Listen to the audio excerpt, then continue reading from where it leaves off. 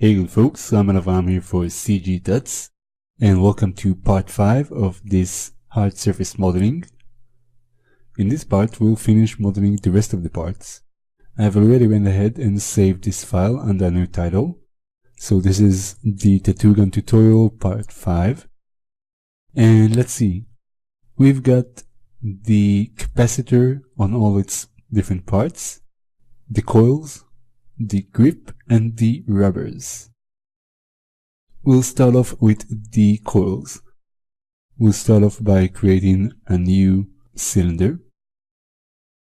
The radius should be 1.1, so it's a bit wider than the frame. So let's rotate it on the x-axis to 90 degrees so we can determine its height. First of all, let's place it in the right position. The center needs to be centered to this screw head. Okay, same goes for the top view. Center it to the grid. Now let's see. The height can be a bit higher, and we can drag it a bit to the left. Okay, maybe a bit less, let's say 3.4. We don't need the subdivision caps, we'll switch it to 0. And we'll set the subdivision axis to 30. Now, let's see. We'll select all of the faces and deselect the middle ones, so we are left with just the side ones. And now let's extrude those faces. Shift right click, extrude face, and we'll scale those down. Something like this should be fine. Let's see. Let's make it around 0.95. Now let's extrude that again. Shift right click, extrude face, and this time we'll extrude them both on the Z axis to something of this sort. We'll hit G to repeat the last process, and we'll scale down this extrusion. Shift right click, extrude face, we'll extrude it outside. The left side is perfect, this is how we want it, but the right side is a bit bigger than what I really wanted. Now I chose to do this way since it's well, it's a bit faster to work on it on both sides and then scale down one side. Now I'll select all the vertices from this side, from the inside, and we need to scale those down, but we need to make sure we are scaling those down from this edge. So we'll hit insert and we'll snap it to this edge and scale it down until we get something of this sort. And we need to stretch this out, so we'll just scale that on the y-axis. It needs to reach the edges, so we'll just mark all of these vertices and move those until they snap to the edge.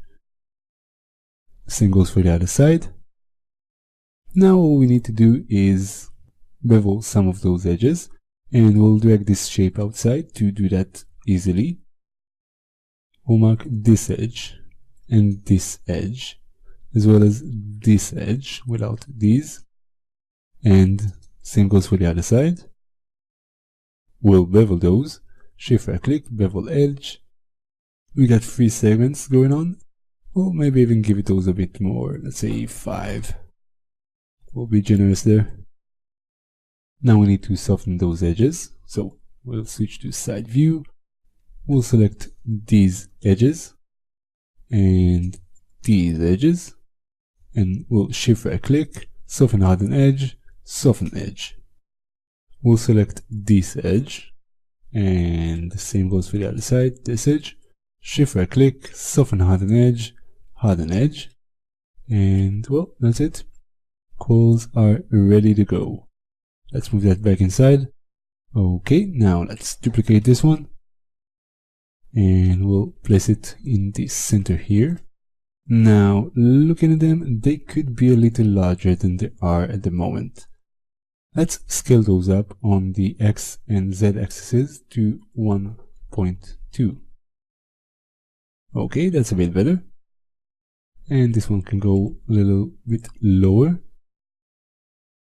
Next we'll do the grip, where the tattoo artist actually holds the tattoo gun. Once again, we'll start by creating a new cylinder. Create polygon primitives cylinder. The initial radius will be 1. The height should be, let's say, 1 as well.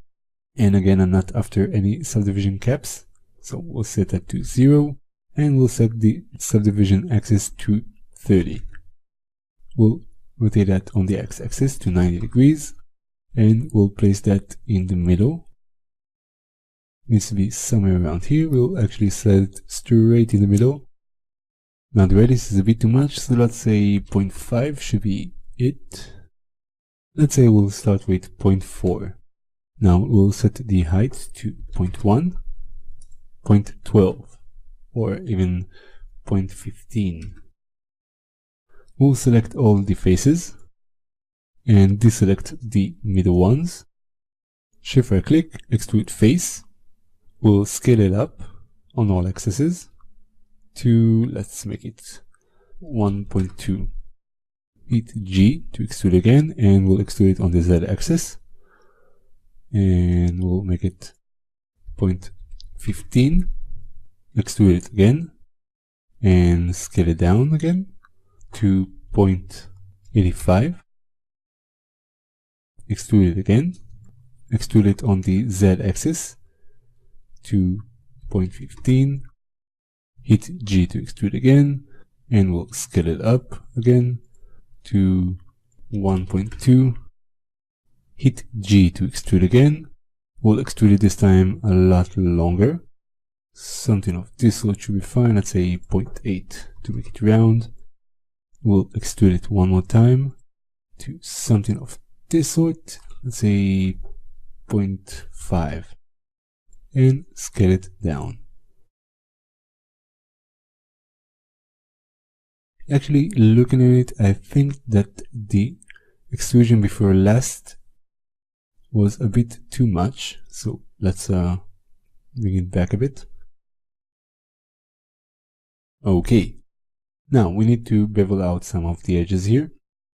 We'll start off with this edge ring and this edge ring. Shift right click, bevel edge, and we need to offset a bit less. And we need to bevel out these edges. Okay, and we'll shift right click, bevel edge, and again we'll need to offset it a bit less, something like this. Now we've got these two, this one and this one. We'll bevel those, shift right click, bevel edge, and we'll need to offset it a bit less, something of this sort, because I do want it to round but not too round. However, these will be a lot rounder. This one, this one, this one, and this one. Shift right click, bevel edge. Yeah, that can be a little bit more, let's say 0.4. Well, that's a bit too much, let's say 0.3. Now let's do these. And shift right click, bevel edge. Here we need a bit more segments, so let's say 5. And offset it a bit more. Okay, great. Now we need to soften up all these edges. We'll mark all of the edges, shift right click, soften harden edge, soften edge. Looking at the whole thing as a whole, the grip looks a bit small. So again, I'll scale the X and Y to 1.2. And maybe the Y a bit more, let's say 1.1. And now we've got something that's looking better. And next we've got the capacitor. Now the capacitor is made out of 3 different parts. The capacitor body, the capacitor connector, and the cords. So we'll start off with the body. We'll create a new cylinder, create polygon primitives, cylinder. And it needs to be rather small, let's say in the radius of 0.5, and the height will give it 2 for now. The subdivision axis will set it to 30, and we'll set the subdivision caps to 0. Now let's rotate it on the x-axis to 90 degrees, and let's place it in the right position so we can correctly estimate its size. It needs to be around here, and I can already tell it's a bit too large, so let's say we'll make it 0.3 in radius and 1.5 in the height. Okay, now let's see. We need to insert an edge loop tool here, so shift right click, insert edge loop tool. We'll place one around here, another around here, and another one in the middle between those two. And the last one will scale it down on all axes. While it's still selected, we'll shift right click and bevel the edge. We'll give it 5 segments and offset it so it's nice and round. Now let's select this edge ring and this edge ring, and we'll bevel those as well. Shift right click, bevel edge, and we'll give those a bit more of an offset, and maybe 4 segments just to make it a bit rounder. Okay, that looks nice. Now let's mark all of the edges and we'll soften those. So shift right click, soften a hardened edge, soften edge. Let's place it into the right position. Next we've got the capacitor connector, which will be a very low poly part, simply because we hardly see it. Once again, as usual, we start off by creating a new cylinder. We'll go to Create, Polygon Primitives, Cylinder. We'll set the radius to 0.5 and the height to 0.05. Now we don't need the subdivision caps, we'll set it to 0. We'll rotate it on the x-axis to 90 degrees. We'll place it in the right position just to make sure we are looking at it the way it should be. We need to get the rear spring a bit closer and in a bit less of an angle. But first we need to parent the ring nut fastener. So we'll mark it and shift right click on the rear spring and hit P to parent it. And now we can rotate it to something of this sort and even drag it back a bit. Something like this. Okay. Now we need to rotate all this top part backwards on the x-axis.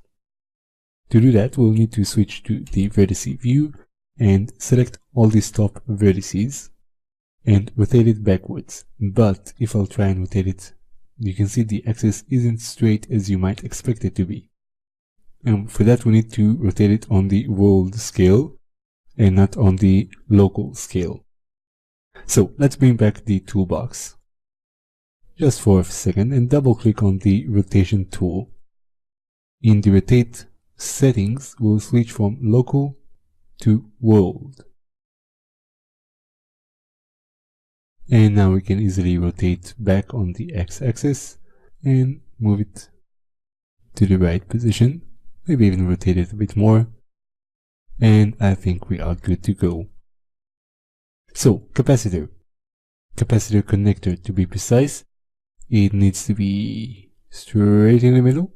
Okay, and we can even give it a bit more flash. Let's say 0.06 or even 0.07. Let's place it in its right position, straight in the middle. We'll select both these faces. Let's look at it from the front view so we can really appreciate what we're doing here. And let's see, we'll extrude those. Shift right click, extrude face, and we'll extrude those on the z-axis naturally to about here. Now let's straighten these out so we get a straight line here, and we can scale those backwards a bit to something of this sort. Next, let's select these two faces and extrude those. Shift right click, extrude face, and we'll scale the extrusion down on the y-axis as well as on the x-axis. We'll hit G to extrude again, and we'll extrude backwards and scale it down on all axes. Now let's select these faces, the surrounding faces here, and we'll extrude those on the Z-axis, outside. Now let's see, let's bring this shape outside so we can work on it a bit more easily. We'll need to insert an edge loop tool here, so shift right click, insert edge loop tool. Let's do this for the side view. Straight in the middle. Let's select these two edges and these two edges and scale those apart to something of this sort, and same goes for these. We need to scale those to something like this. These two got a bit too far apart, so we'll scale those separately.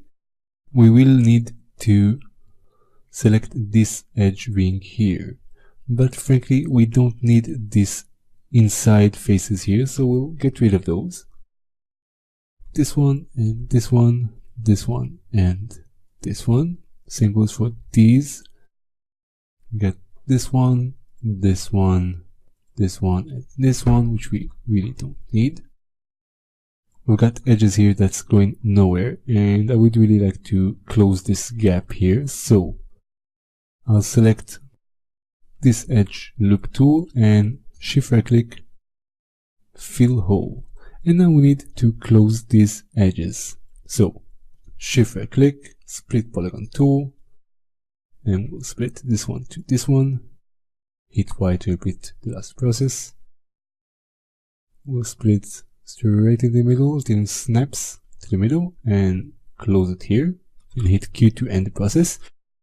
Now let's select these edge loops and shift right click, bevel edge, and we'll give it 5 segments and offset it. This pinch we've got here is actually working very nice for me. Let's choose these vertices as well as these and scale those on the Y-axis a bit more. Okay, now let's select these faces and deselect those and shift right click, extrude face, and give it just a bit more. Okay, great. Now let's bring this shape back inside. Okay, and we can even bring this extrusion part inside a bit more. Let's see, something of this sort. Now we can bevel this shape, but frankly we would be better in switching it to soft mode by hitting 3. Since most of it is hidden, this would work very well for us. So the last part we've got to create, which is actually 3 parts, is the capacitor cords. So let's see, let's bring back the reference image. We've got one cord coming out from the left side of the capacitor body and connecting to the connector. We've got another coming out from the right side and connecting to the bottom coil. And the third one is starting from the top coil, doing a turn and connecting to the rear binding post. So we'll start off with the left one. We'll need to start by creating a CV curve tool. We'll go to create CV curve tool. We'll start off by doing this in the side view. It needs to start over it. At this point, then it continues here, here, then it does a little turn and comes around here. And let's switch over to the front view, and then it needs to go inside here. Bring it over here to this point. Let's convert it into a Bezier. Shift right click, convert NURBS to Bezier, and we'll hit F9 to switch the vertice mode. And now let's see. We would need to eyeball this for most parts, just trying to make sure it won't collide with the rest of the mesh. We can get rid of this point actually. Since it is a Bezier, we can now just round it up. Okay, something like this. This one needs to go in the middle, and it doesn't really need to be that long.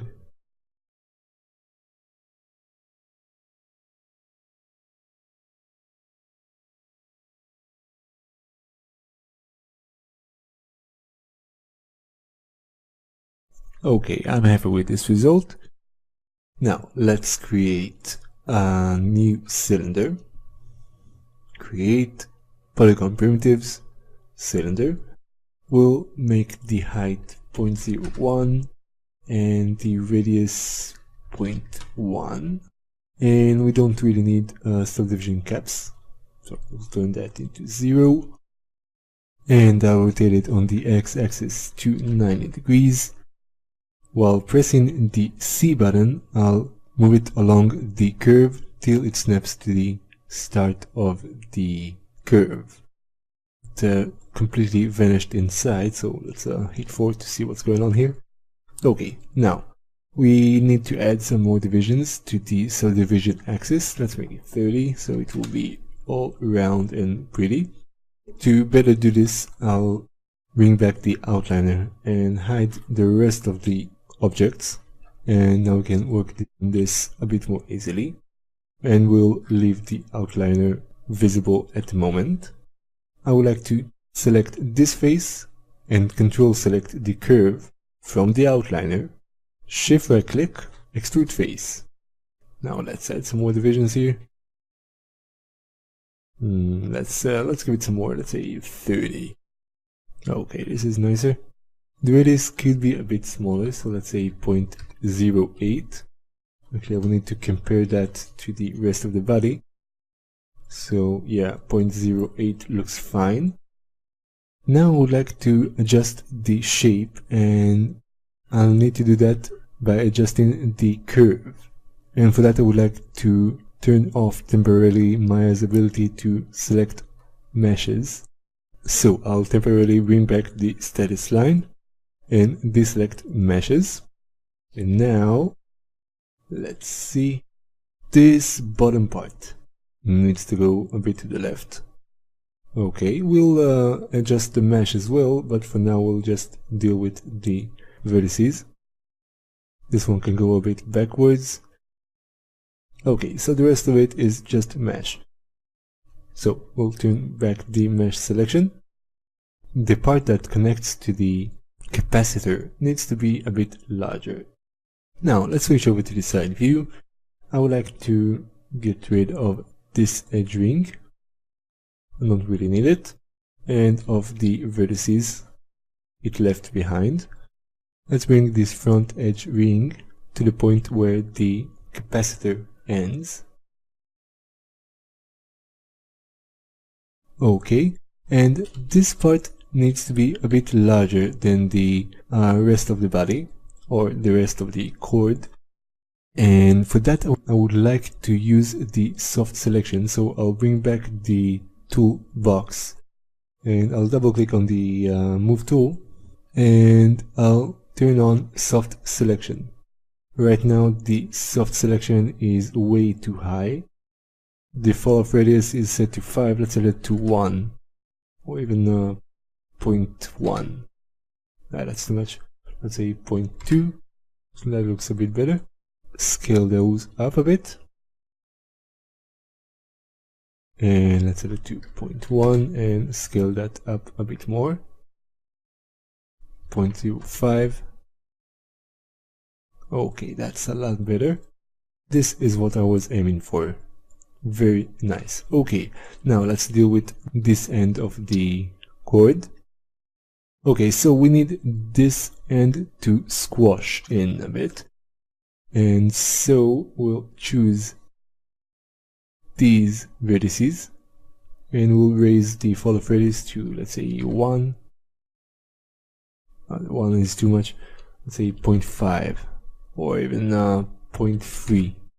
Okay, and we'll scale those down on the y-axis just until they disappear inside here.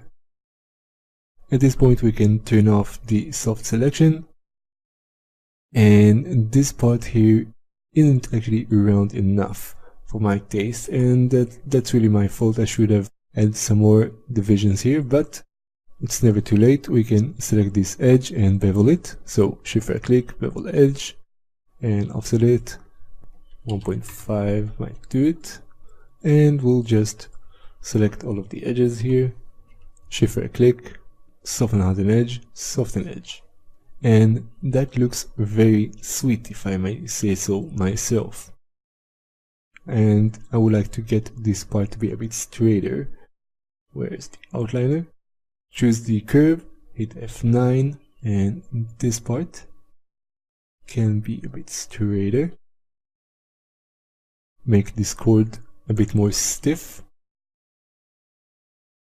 Now we need to repeat this process for the other side. We need to create a chord that starts from the capacitor body and ends in the bottom coil, and another one that starts from the top coil, drops down here, moves over to the other side, and connects to the rear binding post. I'll go ahead and pause the recording and do that real quick, and we'll continue on from there. Well, as you can see, I've finished modeling the rest of the parts, i.e. the other two capacitor cords and the rubbers. These two rubbers are meant to keep the needle from wiggling and juggling all over the place. To be honest, in real life it's just one standard office rubber band wrapped twice, and if you would like you can just wrap the CV curve tool twice and then close it up. I chose just to do it once and then duplicate the shape. Even from a relatively close distance you can't really tell it's two bodies and not one. Now I would like to pay some attention to the contact screw. To be perfectly honest, I'm not happy with the way the wing nut fastener is sitting on this, and this has to do with the angle that I chose for the contact screw. So what I would like to do is delete the hole I've created and recreate it in a more logical way, in such a way that the wing nut fastener would sit closer to the edge here. In order to do that, I'll first hide these two. Let's zoom in here and we'll switch to wireframe mode, and let's zoom really inside here until we are looking at it from this point of view. I'll switch over to face mode and I'll choose all of these faces. Just make sure I chose only the inner faces and nothing of the outside faces. Okay, and I'll delete those. And I would also need to delete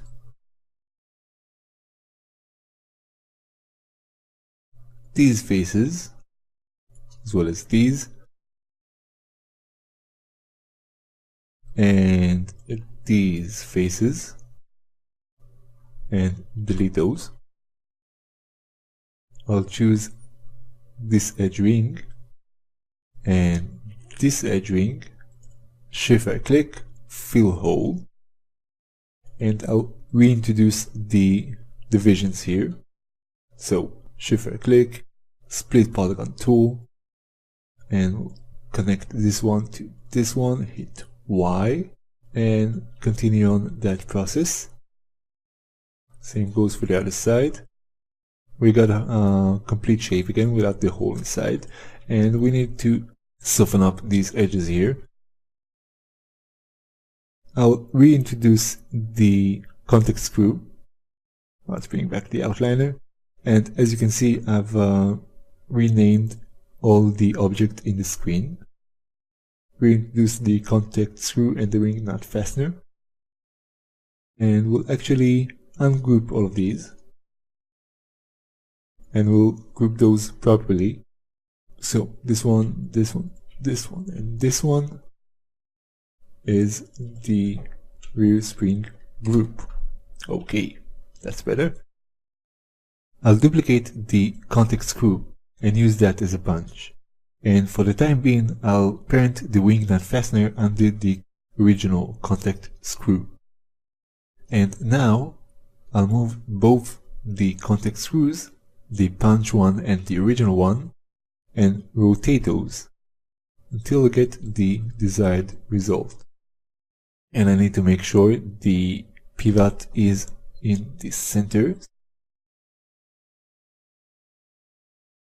We'll rotate it on the x-axis. And let's move it around a bit. Okay, so now the wing nut fastener sits better. We'll choose the rear spring and Control select the contact screw punch. Shift right click, booleans, difference. Let's hide these for a second. And there it is. We've got a very nice and clean punch. So let's delete the history here. Edit, delete by type, history. And now we need to repeat the known process of cleaning up these edges here. So let's do that real quick. Shift right click, clean up, and I'm using the same attributes as before. So hit cleanup. I would like to get rid of the unnecessary edges and vertices, same as we did before. So I'll do that real quick and we'll continue on from there. Okay, so that took care of that. Let's bring back the outliner. We'll bring back our contact screw and wing nut fastener. And we need to shorten up this contact screw here.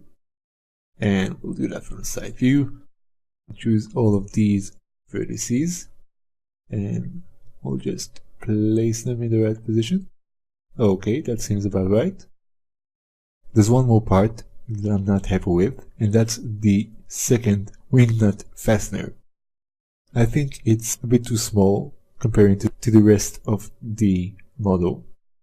So I would like to give it its original size, which is this size. So I'll just copy this one and paste it to this one. We can even scale that one a bit larger, so let's say 8.6. And that looks a bit better. And let's bring it down a bit until it's straight in the middle. We'll align it to the grid. And now I would like the second part, the screw and the hole in the frame, to be aligned with it. So I'll select the screw head as well as the frame. I'll switch over to the side view and I'll select these vertices. So I'm actually selecting the hole vertices and the screw head vertices. Now if I'll bring those down, I would get some weird artifacts going on here.